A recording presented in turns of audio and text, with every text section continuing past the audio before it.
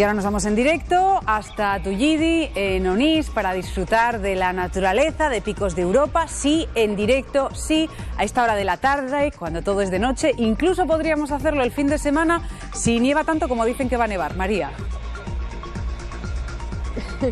Así es, María. Y es que cuando presumimos en Conexión Asturias de que después de 10 años de programa nos hemos recorrido toda Asturias, todos los concejos y lo conocemos absolutamente todo, resulta que no, que rincones como este en el que nos encontramos, situado en Benia de Onís, del que desconocíamos su existencia y que tiene una vital importancia para todos los asturianos y sobre todo para esta zona, para este entorno del Parque Natural de Picos de Europa. Estamos en el Centro para la Biodiversidad y Desarrollo Sostenible, las Montañas del Quebrantahuesos, que se ubica aquí en Benia de Onís, un lugar en el que el protagonista absoluto es el quebrantahuesos, pero al que hay que situar y ubicar en un espacio y en un entorno.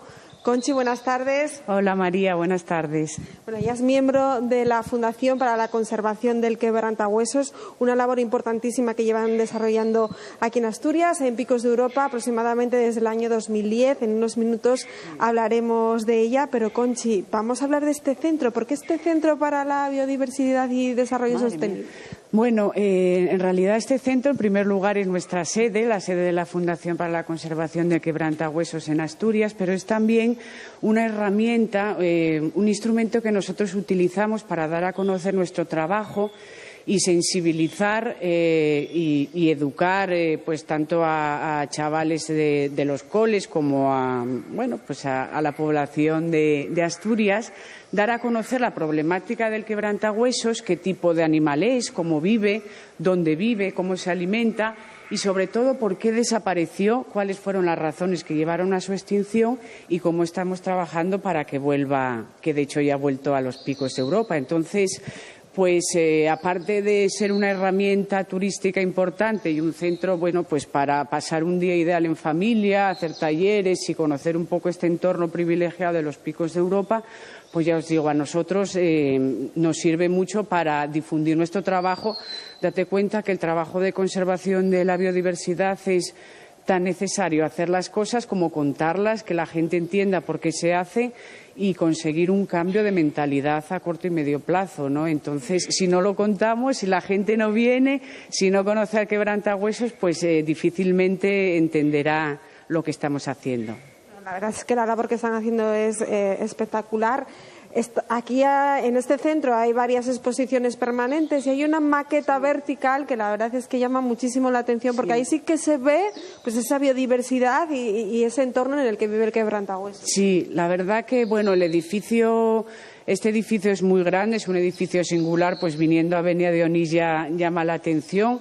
Son unos 800 metros, de los cuales la mayoría es contenido expositivo. Luego está nuestra oficina chiquitina, pues abajo hay un hall con una tienda y elementos de información, pero sobre todo es un contenido expositivo. La exposición se llama Pastores, Montañas y Quebrantahuesos, intentando pues mostrar a lo largo de toda la exposición esa relación tan intensa que hay entre los Picos de Europa, el quebrantahuesos y otras aves y otras especies de las que también se cuentan muchas cosas aquí, las adaptaciones, lo duro, lo que tienen que haberse especializado tanto las especies animales como vegetales para vivir en un entorno tan difícil como son los Picos de Europa, y el tercer elemento, el ser humano, con lo bueno y lo malo que conlleva, ¿no? En este caso, en la desaparición del quebrantahuesos, la extinción no fue natural, sino que fue una extinción antrópica, pues por exceso de caza, por transformación de hábitat, por uso indiscriminado de veneno y otras causas. Nosotros acabamos con el quebrantahuesos. Entonces, igual que hacemos cosas malas, también se hacen cosas buenas. El quebrantahuesos se alimenta sobre todo de huesos de oveja y de cabra, de ungulados, también de rebeco, de corzo, ungulados pequeños. Entonces, está muy vinculado al pastoreo. Aquí hay pastores. Afortunadamente es una actividad que aquí se mantiene. Sí. con dificultades, pero se mantiene. Realmente hay restos en cuevas de cabrales encontrados ya de cerámica con una antigüedad de 5.000 años que demostraban que ya se ordeñaba, que ya se hacía queso. O sea, aquí el pastoreo se remonta al Neolítico y está muy ligado a la cultura de la montaña. Conchi, si te parece, luego seguimos hablando de la labor que realiza la Fundación, pero para despedirnos yo quería mostrar esta maqueta vertical en la que vemos un nido, la reproducción de un nido de quebrantahuesos, y ahí ya empezamos a ver un poco el hábitat en el que afortunadamente vuelve a habitar el quebrantahuesos aquí en Asturias. Volvemos en unos minutos para hablar de esa labor de recuperación del quebrantahuesos aquí en Picos de Europa que realiza la Fundación, porque la verdad es que es muy interesante y además está dando sus frutos, que es algo bueno que llena de satisfacción a los miembros de la Fundación y en realidad a todos nosotros. Menudo sitio, menudas historias, cuánto para aprender y para ver. Volvemos enseguida. Gracias, María. Hasta ahora. En directo a Tullidi, en Onís, justo antes de llegar a Beni. Allí hay un edificio singular en el que está representada fantásticamente toda la flora, la fauna de Picos de Europa y donde la estrella es, sin duda, María, el quebrantahuesos. Así es, y ya estamos en el piso superior y ahí tenemos al protagonista, al quebrantahuesos imponente, un ejemplar adulto. Hablábamos al principio del programa de unos 2,80 metros de envergadura, los hay que tienen incluso más, y la verdad es que es una maravilla de maqueta y aquí lo vemos en todo su esplendor, Conchi. Sí, además es un individuo adulto. Veremos luego, nos fijaremos en ese que se ve atrás más pardo, más grisáceo, que es un individuo joven, pero bueno, el quebrantahuesos cuando llega a los 6 o 7 años de edad, que ya adquiere este plumaje adulto, tiene pues ya toda esta imponente apariencia, ¿no? Pues tiene todo el pecho blanco, normalmente se dan baños de barro, que es lo que les da el toque anaranjado. Nos fijamos en el ojo y vemos la membrana esclerótica roja, también es muy significativa, igual que la barba, que le da el nombre de buitre barbado porque tiene esas plumitas debajo del pico, y luego muy característica también, aparte de las alas así tan largas y afiladas, pues esa cola en forma de rombo que les hace ser muy ágiles y efectivos en el vuelo. No es característico de los buitres porque suelen tenerlo más corto y por eso muchas veces le llaman también el buitre águila, ¿no? Porque vamos a hablar de la labor que estáis realizando desde la Fundación, porque después de muchas décadas sin quebrantahuesos en Asturias, en los Picos de Europa, a día de hoy podemos decir que hay unos 13-14 ejemplares. Sí, nosotros, la Fundación empezó a trabajar en Picos de Europa aproximadamente en el año 2000 y no fue hasta el año 2010, es decir, una década después, cuando se pudieron empezar a hacer las primeras sueltas. Hubo que hacer estudios de hábitat, hubo que hacer mucho trabajo administrativo, burocrático y científico para poder finalmente en aquel año 2010 soltar a Deva y a Leoncia. Hasta el momento, desde el 2010 hemos soltado 13 ejemplares, de los cuales nos sobreviven 10 y todavía seguimos en ello. Este año estamos ya esperando con ganas que empiece ahora en enero o febrero el periodo de cría y esperamos que podamos seguir por lo menos unos 5 años trayendo ejemplares desde Pirineos hasta los Picos de Europa.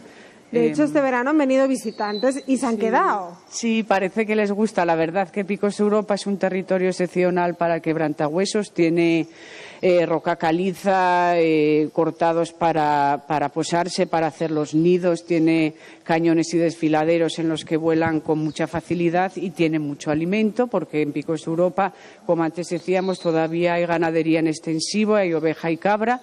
Tienen alimento y luego, al ser un parque nacional, digamos que el territorio goza de un estatus pues de protección el máximo que se puede tener en España. Conchi, vamos a acercarnos a esta especie de caseta porque esto forma parte de la labor de cría que realizáis. Muy rápido, resúmemelo mucho, que no tenemos tiempo. El quebrantahuesos, desde que nace hasta que empieza a volar, pasa 4 meses. Nosotros en Pirineos rescatamos huevos amenazados, eclosiona el huevo, salen los pollitos y pasan 4 meses con nosotros hasta que empiezan a volar aquí en los Picos de Europa. En esos 4 meses les tenemos, aparte de alimentar y darles protección para que crezcan, les tenemos que enseñar a ser quebrantahuesos y tenemos que capacitarlos para que puedan tener una vida adulta como animales salvajes que son, no son animales domésticos ni mascotas. Entonces nosotros, toda la cría, desarrollamos un protocolo que ya está estandarizado, que se llama cría en aislamiento humano, por el que nosotros estamos esos 4 meses permanentemente detrás de los quebrantahuesos, pero ellos no nos ven en ningún momento.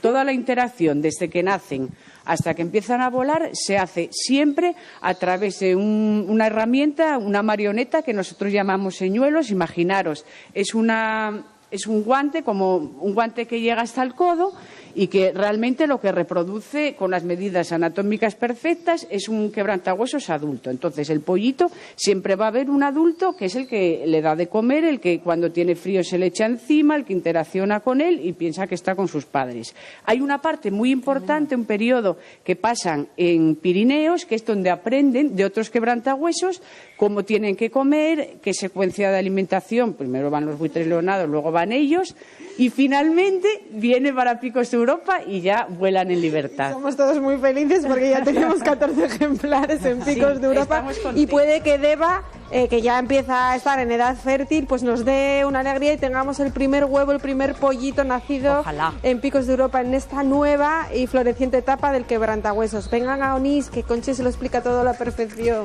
Da gusto, hay que ir con tiempo.